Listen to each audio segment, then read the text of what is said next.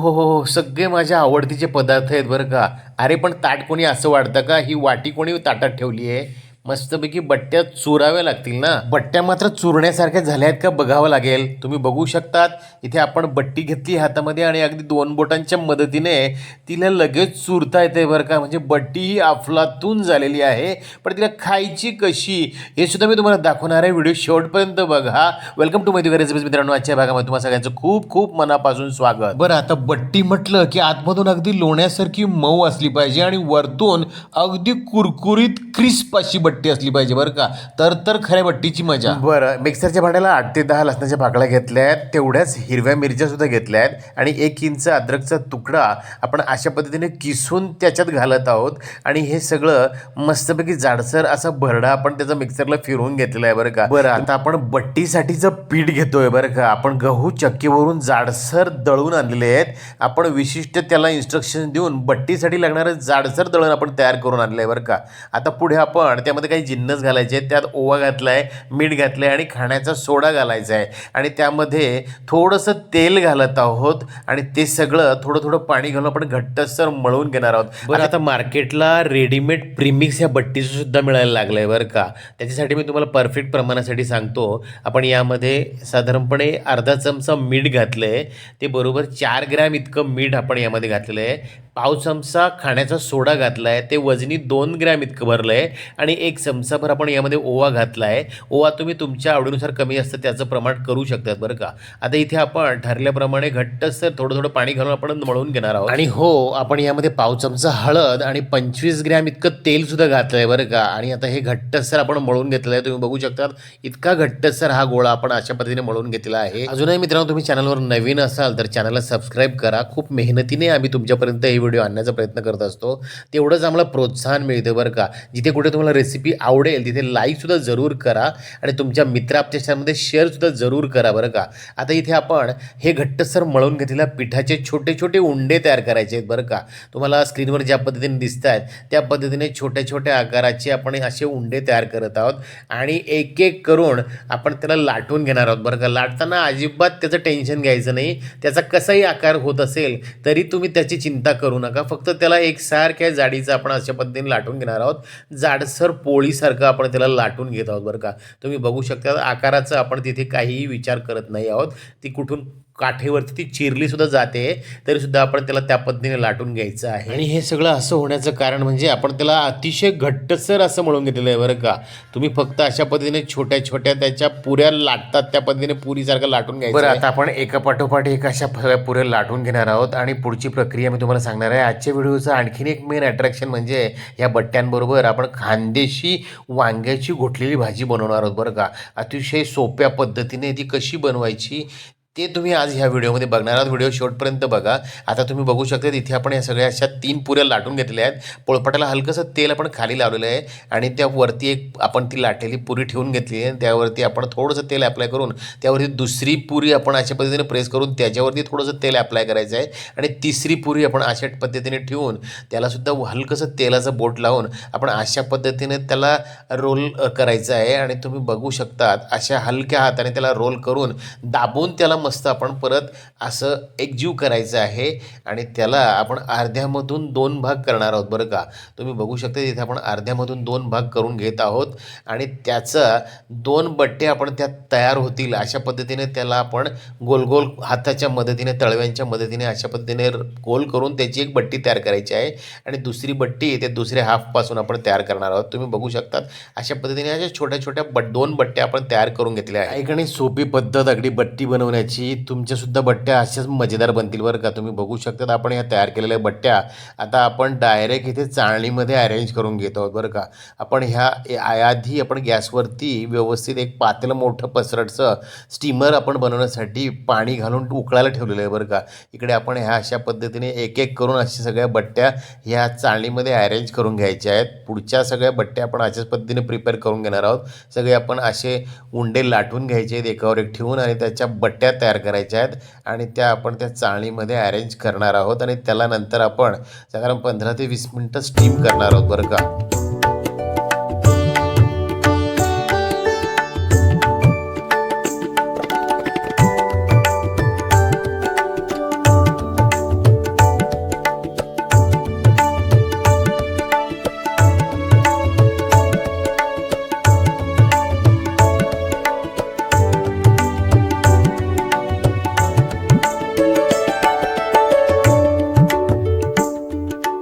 चला आता आपण बट्ट्या स्टीम करायला ठेवूया. अशा पद्धतीने चाळणी आपण वरती उकळत त्या पाण्यावरती ठेवलेली आहे आणि वरतून आपण झाकण ठेवलेलं आहे बरं का. इथे आपण साधारणपणे 15 ते 20 मिनिटांनंतर आपण ह्या बट्ट्या उघडून बघणार आहोत. तोपर्यंत आपण इकडे कुकरला लावलेले डाळ बाजूला तुम्ही बघत आहात. आपण वरणासाठी लावलेली डाळ मस्तपैकी मऊसर आपण शिट्ट्या काढून घेतलेल्या आहेत. अगदी मजेदार अशी पिवळं धम्म आपलं वरण तयार झालेलं आहे. इथे आपण रवीच्या मदतीने त्याला मस्तपैकी लोणवून घ्यायचं आहे बरं का. तर आपण ह्या वरणासाठी एक छोटी वाटी तुरीची डाळ एक तांब्याभर पाणी लावून शिट्ट्या काढून घेतल्या होत्या. त्यामध्ये आपण पाव चमचा हळद आणि 2 चिमट्या समजा आपण हिंग घातला होता आणि थोडंसं तेल घालून आपण हे मस्तपैकी शिजवून घेतलं आहे. आता इथे लोणवताना आपण चवीनुसार मीठ घालायचं आहे आणि त्यामध्ये आपण गरम पाणी ॲडजस्ट करायचं आहे बरं का. आपल्याला पातळ जेवढं हवं असेल तेवढं पाणी त्यामध्ये ॲड करायचं आहे आणि त्याला मस्तपैकी अशा पद्धतीने लोणवून घ्यायचं आहे. तुम्ही बघू शकता मस्त लोणवलेलं वरण आणि त्यानंतर पाणी घातल्यानंतर आपण त्याला उकळायला मस्तपैकी ठेवणार आहोत आणि एक उकळी काढून घेत आहोत. इकडे आता आपण बटाटे आणि वांग्याची मजेदार भाजीसुद्धा बघणार आहोत बरं का. तोपर्यंत इकडे आपल्या बट्ट्या मजेदार अशा मस्तपैकी स्टीम झालेल्या आहेत. साधारणपणे 20 मिनटं आपण त्याला स्टीम करून घेतलेलं आहे. आता पुढे आपण कुकरच्या भांड्याला थोडंसं तेल घातलं आहे बरं का आणि इकडे हे मस्तपैकी 2-3 पाण्याने स्वच्छ धुवून वांगे बटाटे आपण कापून ठेवलेले आहेत. त्यामध्ये थोडंसं मीठ घालून आपण त्या पाण्यामध्ये ते वांगे बटाटे आपण बाजूला भिजत घातलेले आहेत. मस्तपैकी वांग्याचा तो रंग जसाच्या तसा राहावा म्हणून बरं का. आणि इकडे आपण कुकरच्या भांड्याला तेल घातलं होतं. त्यामध्ये आपण मिक्सरच्या भांड्याला लसूण मिरचीचा जो भरडा तयार करून घेतला होता तो मस्तपैकी यामध्ये परतण्यासाठी घालायचा आहे. त्यामध्ये आपण पाव चमचा हळद घातलेली आहे बरं का मित्रांनो आणि तीसुद्धा मस्तपैकी त्या फोडणीमध्ये परतून घ्यायची आहे. तुम्ही बघू शकता हिरवा आणि हलकासा पिवळसर रंग एकदम मजेदार असं ते फोडणी आपली तयार झालेली आहे. त्यामध्ये स्वच्छ धुवून घेतलेले हे वांग्याचे काप आणि बटाट्याचे काप आपण त्या कुकरमध्ये घालायचे आहेत बरं का मित्रांनो. स्वच्छ धुवून घेतलेले आणि मिठाच्या पाण्यामध्ये आपण भिजत घातलेले हे सगळे वांग्याचे आणि बटाट्याचे काप आपण यामध्ये घालत आहोत. तुम्ही बघू शकता तिथे आता आपण चवीनुसार मीठ घालायचं आहे बरं का. आणि आता कुकरला लावण्यापूर्वी हे सगळं व्यवस्थित छान मिक्स करून घ्यायचं आहे. आणि आता यामध्ये आपण याला शिजण्यासाठी थोडंसं पाणी घालणार आहोत. तर पाण्याचं प्रमाण खूप महत्त्वाचं आहे बरं का. तेव्हाच तुमची ही घोटलेली वांग्याची भाजी अगदी मजेदार आणि पद्धतशीर होणार आहे. त्यामुळे येथे पाणी घालताना आपण पाणी इतकंच घालायचं आहे की ते वांग्यांपर्यंत येईल इतकंच. वांगे आणि बटाट्याचे तुम्हाला दिसत आहेत वरती, त्याच्या वरती ते पाणी यायला नको, त्याच्या काठोकाठ आपण ते पाणी घ्यायचं आहे आणि त्याला कुकरला लावून आपण शिट्ट्या काढून घेणार आहोत. तोपर्यंत इकडे तुम्ही बघू शकतात आपल्या ह्या स्टीम झालेल्या बट्ट्या मस्तपैकी मजेदार आताच त्या दिसत आहेत बरं का.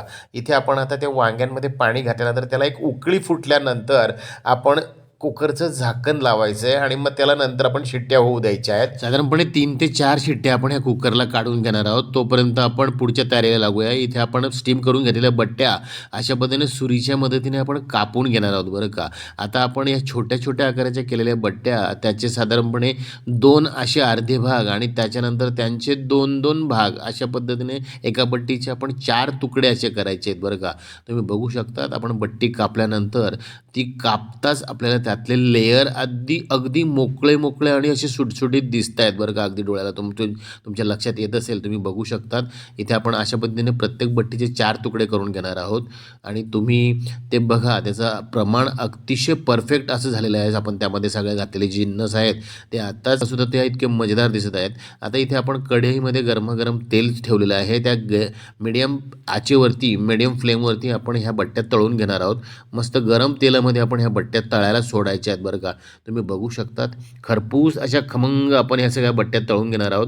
बट्टी तळताना त्या वरतून मस्त क्रिस्प झाली पाहिजे आणि आतमधून अगदी मऊ लोण्यासारखी ती असली पाहिजे. अशी बट्टी म्हणजे आदर्श बट्टी मानली जाते बरं का. तुम्ही बघू शकतात ही तळलेली बट्टी आताच मस्तपैकी टेम्पटिंग दिसत आहे. माझ्या तर तोंडाला आत्ताच पाणी सुटलं आहे बरं का. आणि सोबतच वांग्याच्या भाजीच्या कुकरच्या शिट्ट्या होत आहेत आणि त्यातनं त्याचा मस्त असा खमंग असं दरवळत्या भाजीचं सुद्धा सुटलं आहे बरं का. मस्तपैकी तिखट असा त्या भाजीचा वाससुद्धा त्या वाफेमधून बाहेर येतोय. तर तोपर्यंत आपल्या ह्या बट्ट्या तुम्ही बघू शकता अतिशय मजेदार आपल्या ह्या बट्ट्या तयार झाल्या आहेत बरं का. पहिला घण आपण तळून घेतलेला आहे आणि ह्या बट्ट्यांसोबत आपण लगेच पुढच्या बट्ट्यासुद्धा तळायला घालत आहोत. ह्या संपूर्ण बट्ट्या आपण ऑलरेडी आधी तयार करून घेणार आहोत, तळून घेणार आहोत आणि मग पुढे आणखीन त्या 2 जिन्नसांची तयारी करणार आहोत. चला तर मग पुढचा बट्टीचा घाणसुद्धा आपण काढून घेतलेला आहे. एका पाठोपाठ एक आपण अशा बट्ट्या तळून घेत आहोत. तुम्ही बघू शकतात इकडे आपला भाजीचा जो कुकर आहे तो सुद्धा थंड थंड झालेला आहे. त्याला आपण हलकेच शिट्टीवर करून काढून घेतलेलं आहे. तुम्ही बघू शकता मस्तपैकी ते सगळे वांगे आणि बटाटे छान शिजलेले आहेत. आता अक्षरशः आपण रवीच्या साहाय्याने त्यालासुद्धा ठेचून घेणार आहोत बरं का, मस्त मॅश करून घेणार आहोत. कारण बोलून चालून आपली ही घोटलेली वांग्याची भाजी आहे.